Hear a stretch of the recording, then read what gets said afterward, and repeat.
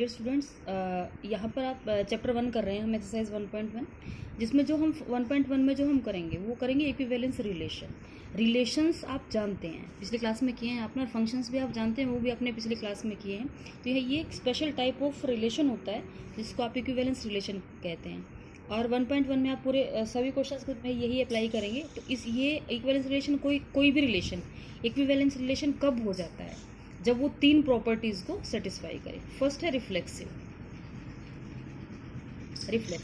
अगर आपको रिलेशन याद हो तो जो रिलेशन का बेसिक फॉर्म था वो उसने ऑर्डर्ड पेयर में हमें दिया था। अगर आपको याद हो तो इस तरीके से हमारे पास कुछ ब्रैकेट्स होती थी जिसमें 2 एलिमेंट्स होते थे, तो वो ऑर्डर्ड पेयरों को बोलते हैं ऑफ ऑर्डर 2।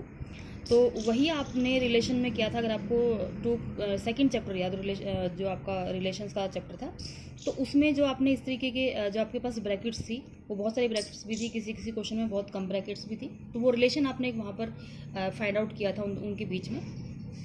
अब इस रिलेशन को थोड़ा सा एडवांस फॉर्म में यहाँ पर सॉल्व करने के लिए, एडवांस फॉर्म में इसको अप्लाई करने के लिए इक्विवेलेंस रिलेशन हम यहाँ पर फाइंड आउट करेंगे। तो रिफ्लेक्सिव, नंबर 1 रिफ्लेक्सिव हो, 3 इक्वेशंस को सेटिस्फाई करता रिलेशन अगर होगा तो वो इक्विवेलेंस रिलेशन होगा।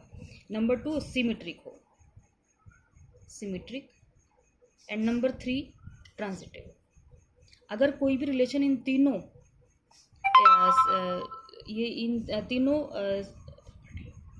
प्रॉपर्टीज़ को अगर सेटिस्फाई करेगा तो फंक्शन आपका इक्विवेलेंस रिलेशन होगा। तो ये रिफ्लेक्सिव कैसे प्रूव करेंगे? हमने कहा कि लेट ए बी है एक ऑर्डर्ड पेयर जो रिलेशन आर को बिलोंग करता है। तो अगर उस रिलेशन में ए बी हैं तो जरूर उस रिलेशन को ए बी बिलोंग करता होगा, तो रिफ्लेक्सिव हो जाएगा। ये आप जब जैसे क्वेश्चन करेंगे वैसे वैसे आपको समझ आता जाएगा। सिमेट्रिक की अगर मैं बात करूं तो देखिए, आपको ये देखना है कि अगर मान लो कोई भी ordered pair A B R को बिलोंग करता है, ये तो आपने देखा है कि यहाँ पर भी बिलोंग करता है, तो अगर ए बी बिलोंग करता है आर को तो जरूर बी ए को भी आर को बिलोंग करना चाहिए। अगर ए बी आर को बिलोंग करता है और बी ए भी आर को बिलोंग करता है तो ये फंक्शन आपका क्या हो जाएगा? सिमेट्रिक हो जाएगा। थर्डली जो है आपका ट्रांजिटिव। तो आपने कहा कि बहुत सारे ऑर्डर्ड पेयर्स आपके पास यहाँ पर होते थे, तो उन्हीं में से आप चूज करते हुए देखेंगे कि ट्रांजिटिव कैसे होता है।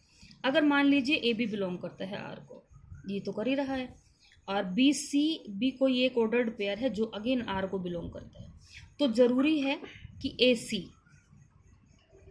ये जो है वो आर को बिलोंग करे। अगर ये तीनों इक्वेशन सेटिस्फाई हो जाते हैं तो फंक्शन जो है इक्विवेलेंस रिलेशन है।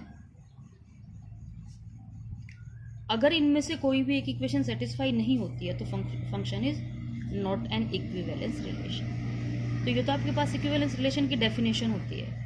अब हम इसके क्वेश्चंस पे जाएंगे तो आप इसको इजीली समझ पाएंगे।